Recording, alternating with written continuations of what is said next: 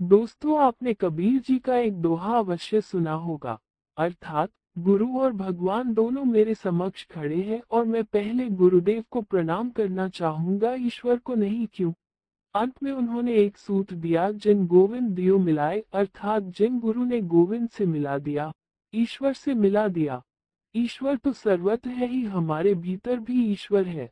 कण कण में ईश्वर है। आगे, पीछे, ऊपर, नीचे, तीनों लोकों में, समस्त ब्रह्मांड में कौन सा ऐसा स्थान है जहाँ पर ईश्वर नहीं है? लेकिन तब भी हम अपने आप को सदा अकेला क्यों पाते हैं? अगर ईश्वर सब जगह है तो जब भी हमें कष्ट, दुख, आपदा आती है तो क्यों ईश्वर साक्षात प्रकट होकर हमारी रक्षा नहीं करते हैं?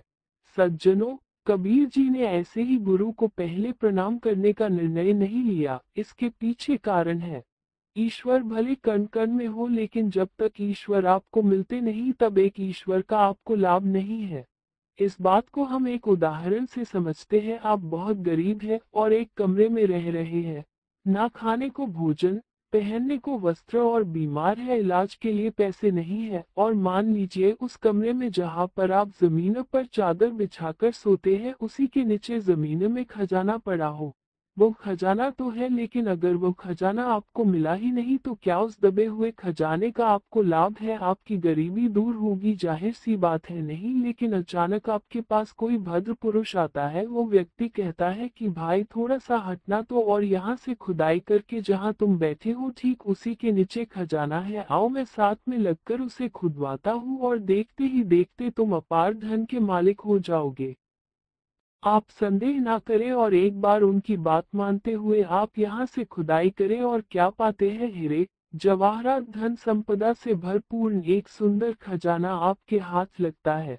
निश्चित ही आपकी गरीबी, आपकी दरिद्रता वो खजाना ही दूर करेगा, इसमें कोई संदेह नहीं। लेकिन जैसे ही एक तरफ खजान पड़ा है जो आपकी दरिद्रता को दूर करेगा, और एक तरफ वो सज्जन पुरुष खड़ा है जिन्होंने वो खजाना आपको खनवाया, आपको प्राप्त करवाया, तो बताइए इस स्थिति में आप किसको प्रणाम करेंगे? उस खजाने को जो था तो आपके ही घर में, लेकिन कभी नहीं कहा कि लो मैं स्वयं जमीन से निकल कर तुम्हारे समक्ष तुम्हारे झोली में आता हूँ और कर लो अपनी दरिद्रता का नाश। और दूसरी तरफ वो सज्जन है जो ना कि आपके रिश्ते में है, ना पहचान में है, बस मिले और कहा कि लो यहाँ से खुदाई करते हैं और खजान लेते हैं। बस खुदाई की और आपको खजाना दिलवा दिया, तो आप किसको प्रणाम करेंगे? पहले निश्चित है, केवल प्रणाम ही नहीं, आप उन सज्जन पुरुष के चरणों में फुट फुट कर रोएंगे, बार बार नमन करेंगे, उनके चरण चूमेंगे कि हे आदरणीय, ये तो आप आए और मेरे समस्त कष्टों का निवारण कर डाला। इसलिए खजान होना बड़ी बात नहीं थी, खजाने का पता लगना और उसका मिल जाना ये बड़ी बात थी। इसलिए सज्जनों, कबीर जी कहते हैं ईश्वर भी तो एक खजान ही है जो कि हमारे शरीर के भीतर विद्यमान था, लेकिन तब भी हम सुख शांति रूपी संपदा से कोसों दूर थे और विकारों की मार झेलते हुए दुखों की दरिद्रता भोगे जा रहे थे। ये तो गुरु की कृपा है कि वे हमारे जीवन में आए और हमारे मस्तिष्क पर विद्यमान तीसरे नेत्र को खोलवाया, और भीतर पड़ा खजाना जिसे हम ईश्वर कहते हैं वह लेकर हमारे हृदय रूपी झोली में डाल दिया, और हमारे मोक्ष का मार्ग स्वत हो गया। जिनकी कृपा से यह सुंदर मार्ग मिला वह गुरु ही हुए। उन गुरु को भला कैसे पहले हम प्रणाम नहीं करेंगे?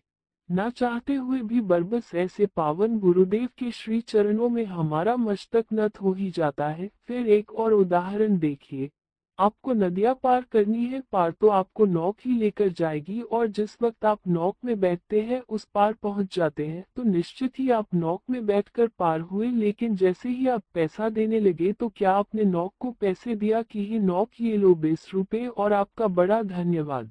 आप ऐसा नहीं कहते, आप मल्लाह को कहते हैं कि हे मल्लाह आपका बहुत धन्यवाद, और ये लीजिए उतरवाई और हमारी सेवा स्वीकार कीजिए।